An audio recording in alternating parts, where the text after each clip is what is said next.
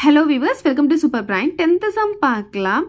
இந்த given figure ABCD வந்து ஒரு rectangle சொல்லியிருக்காங்க. EFGH வந்து ஒரு parallelogram சொல்லியிருக்காங்க.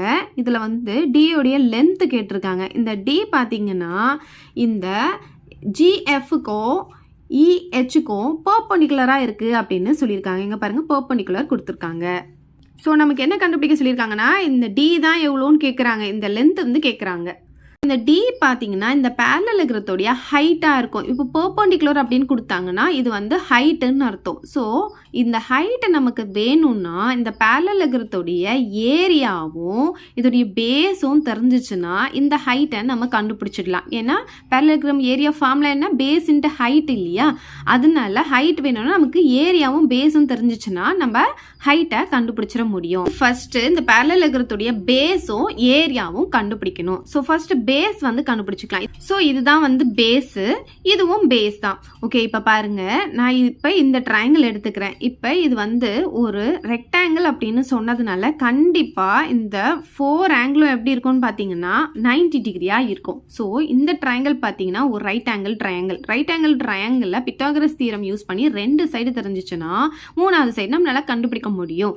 ஸோ அதனால இப்போ இந்த ட்ரையாங்கிள் எடுத்துக்கிறேன். GFC அப்படின்ற ஒரு ட்ரையாங்கிள் எடுத்துக்கிறேன். இன் ட்ரையாங்கிள் GFCல பார்த்தீங்கன்னா பித்தாகரஸ் தியரம் யூஸ் பண்ண போகிறேன். பை பித்தாகரஸ் தியரம் ரைட் ஆங்கிளுக்கு ஆப்போசிட்ல என்ன இருக்கு பாருங்க, ஹைப்போட்டெனியூஸ் GF இருக்கா? அப்போ GF ஸ்கொயர்னு போட்டுக்கலாம். ஈக்குவல் டு அதர் 2 சைட்ஸையும் ஸ்கொயர் பண்ணி ஆட் பண்ணுறதுக்கு ஈக்குவலாக இருக்கும். அப்போ GC ஸ்கொயர் ப்ளஸ் CF ஸ்கொயர்னு வந்துருமா? இப்போ வேல்யூஸ்லாம் சப்ஸ்டிடியூட் பண்ணிக்கலாமா? GF தான் நம்ம கண்டுபிடிக்க போகிறோம், அதனால GF ஸ்கொயர் அப்படியே வச்சுக்கலாம். GC பார்த்தீங்கன்னா நமக்கு இங்கே 4ன்னு கொடுத்துருக்காங்க இல்லையா? அப்போ ஸ்கொயர் இருக்கிறதுனால 4 ஸ்கொயர்னு போட்டுக்கலாம். ப்ளஸ் CF பார்த்தீங்கன்னா இங்கே 3ன்னு கொடுத்துருக்காங்க இல்லையா? ஸோ இங்கே ஸ்கொயர் இருக்கிறதுனால 3 ஸ்கொயர்னு போட்டுக்கலாம். 4 ஸ்கொயர்னா 16 உங்களுக்கு தெரியும், 3 ஸ்கொயர்னா 9 தெரியும். ஸோ இது ரெண்டுத்தையும் ஆட் பண்ணால் நமக்கு 25ன்னு கிடைச்சிடும். ஸோ இங்கே ஸ்கொயர் இருக்குது, இந்த ஸ்கொயர் வேணாம், நமக்கு GF மட்டும் தான் வேணும். அப்போ என்ன ஆகும், இந்த சைடு வரும்போது ஸ்கொயர் ரூட்டாக வந்துடும். இப்போ ஸ்கொயர் ரூட்டில் அந்த 25 வெளியே எடுத்துட்டா நமக்கு என்ன கிடைக்கும், 5ன்னு கிடைச்சிடும். அப்போ GF அதாவது இந்த parallelogramத்துடைய பேஸ் கண்டுபிடிச்சிட்டோம். எவ்வளோன்னு நம்ம 5ன்னு கண்டுபிடிச்சிட்டோம். நெக்ஸ்ட் என்ன கண்டுபிடிக்கணும், இந்த parallelogramத்துக்கு ஏரியா கண்டுபிடிக்கணும். ஸோ ஏரியா கண்டுபிடிக்கணும்னா இப்போ எப்படி பண்ணணும்னா இது ஃபுல்லாக இது என்னன்னு பாருங்க, ABCD அப்படின்றது ஒரு ரெக்டாங்கிள். இந்த ரெக்டாங்கிள்குள்ள தான் இந்த parallelogram இருக்கு இல்லையா? ஸோ இந்த ரெக்டாங்கிளுடைய ஏரியா முதல்ல கண்டுபிடிச்சிக்கலாம். அதுல இருந்து என்ன பண்ண போறோம்னா இந்த ட்ரையாங்கிள், இந்த ட்ரையாங்கிள், இந்த ட்ரையாங்கிள், இந்த ட்ரையாங்கிளை சப் பண்ணி எடுத்துட்டோம்னு வச்சுக்கோங்களேன். அப்போ என்ன ஆகும், நமக்கு இந்த parallelogramத்துடைய ஏரியா கிடைச்சிடும்.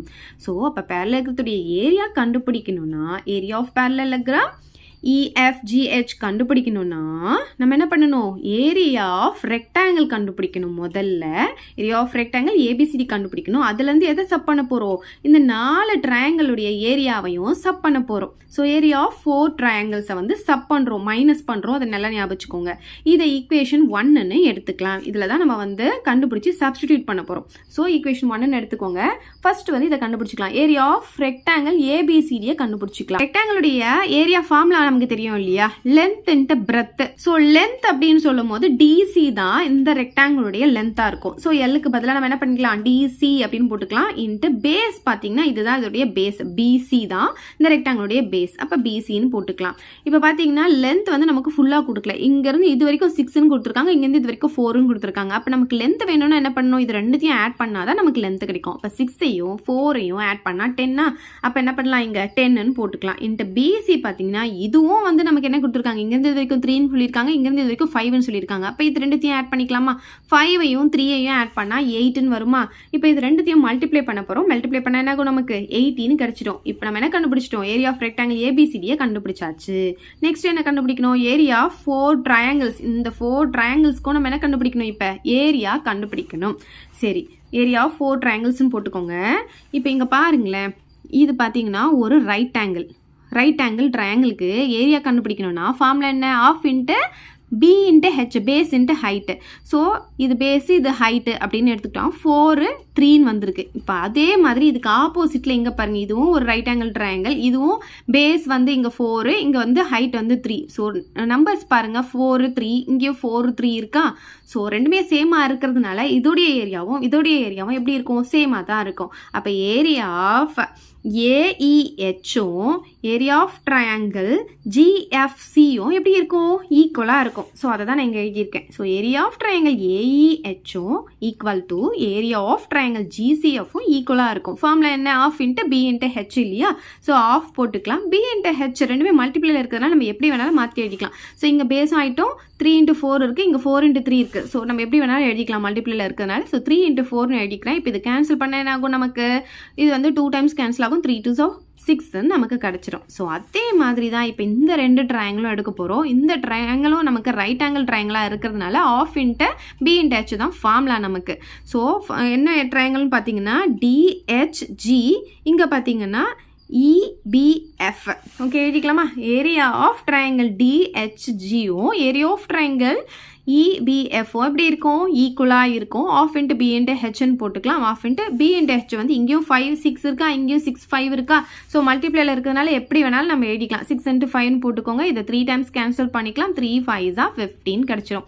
ஸோ நம்ம 4 ட்ரையாங்கிளுக்கும் இப்போ ஏரியா கண்டுபிடிச்சாச்சு. therefore ஏரியா ஆஃப் 4 ட்ரையாங்கிள்ஸ் வந்து என்ன பண்ணலாம்? வெறும் இந்த 6 15 மட்டும் போட்டு ஆட் பண்ணக்கூடாது. ஏன்னா இது 2 ட்ரையாங்கிள், இந்த ட்ரையாங்கிளுக்கும் 6 தான், இந்த ட்ரையாங்கிளுக்கும் 6 தான். அதனால இந்த 2 ட்ரையாங்கிளுக்கும் 6 + 6 போட்டாச்சு. இது பாருங்க, இந்த ட்ரையாங்கிளுக்கும் 15 தான், இந்த ட்ரையாங்கிளுக்கும் 15 தான். அப்போ 15 + 15 போட்டாச்சு. எல்லாத்தையும் ஆட் பண்ணால் என்ன ஆகும் நமக்கு? 42ன்னு கிடைக்குமா? சரி, இப்போ என்ன பண்ண போகிறோம்? நம்ம இதுவும் கண்டுபிடிச்சாச்சு, இதுவும் கண்டுபிடிச்சாச்சு. இதில் எடுத்துகிட்டு வந்து சப்ஸ்டிடியூட் பண்ணலாமா? இப்போ ஈக்குவேஷன் 1 இம்ப்ளைஸ் அப்படின்னு போட்டுட்டு area of parallelogram EFGH equal to first என்ன பண்ணணும்? ஏரியா ஆஃப் ரெக்டாங்கிள் ABCD என்ன கண்டுபிடிச்சி வச்சிருக்கோம்? 80யா? ஸோ அந்த 80 எடுத்து எழுதிக்கலாம். மைனஸ் ஏரியா ஆஃப் 4 ட்ரையாங்கிள்ஸ் இப்போ கண்டுபிடிச்சிருக்கோம் இல்லையா? எவ்வளோ? 42. ஓகே, இப்போ என்ன பண்ண போகிறோம்? இதுலேருந்து இதை சப் பண்ண போகிறோம். சப் பண்ணால் என்ன ஆகும் நமக்கு? 38 கிடைக்கும். பாருங்கள், 80ல் 42 போச்சுன்னா 0ல் 2 போகாதா? இங்கேருந்து பாரோ பண்ணும்போது இது 7 ஆகும், இது 10 ஆகும். 10ல் 2 போச்சுன்னா 8, 7ல் 4 போனால் 3, 38 வருமா? ஸோ இங்கே 38 போட்டுக்கலாம். இப்போ area of the parallelogram formula நமக்கு தெரியும் இல்லையா? Base into height. ஓகேவா? பேஸும் ஹைட்டும். இதுக்காக தான் நம்ம ஃபர்ஸ்ட்லேருந்தே நம்ம என்ன பண்ணியிருக்கோம்? இந்த ஹெச் கண்டுபிடிக்கணுன்றதுக்காக தான் ஏரியாவும் பேஸும் கண்டுபிடிச்சோம். ஸோ அதுக்காக தான் இந்த இடத்துல நம்ம ஃபார்முலாவை எழுதுறோம். Base into height equal to 38ன்னு சொல்லிட்டு. இப்போ பேஸ் வந்து நமக்கு தெரியும், இந்த GF தான் இதோடைய பேஸ். ஓகேவா?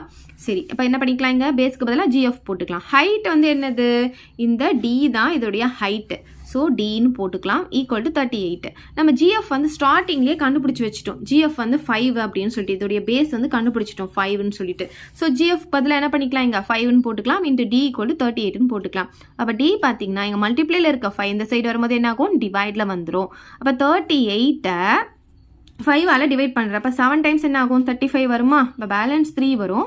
ஸோ இது வந்து இதை விட சின்ன நம்பராக இருக்கிறதுனால இங்கே டாட் வச்சு இங்கே 0 சேர்த்துக்கிறேன். அப்போ 6 times வந்து 30 கிடச்சிரும். அப்போ பார்த்தீங்கன்னா 7.6 அப்படின்னு கிடைக்குது. therefore D ஈக்குவல் டு 7.6 அப்படின்னு எழுதிக்கலாம். அவ்வளோதான் இந்த சம். ஏதாவது டவுட் இருந்தால் கமெண்ட் பண்ணுங்கள். உங்கள் ஃப்ரெண்ட்ஸ்க்கு இந்த வீடியோ ஷேர் பண்ணுங்கள். மறக்காமல் நம்ம சேனலை சப்ஸ்கிரைப் பண்ணிக்கோங்க. தேங்க்யூ.